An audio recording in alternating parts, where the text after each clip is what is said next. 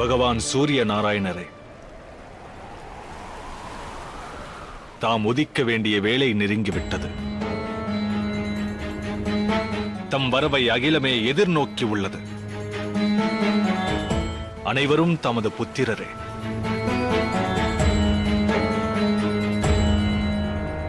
தம்முடைய ஒரு புதல்வன் நலன் கருதி ஒளியை தராமல் அகிலத்து வாசிகளை வஞ்சிக்காதீர்கள்.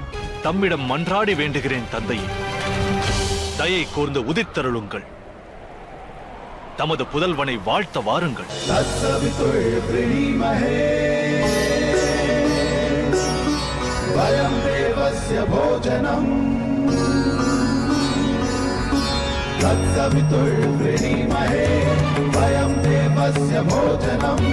श्रेष्ठं सर्वसाधनं दूरं भगस्य धीमहि।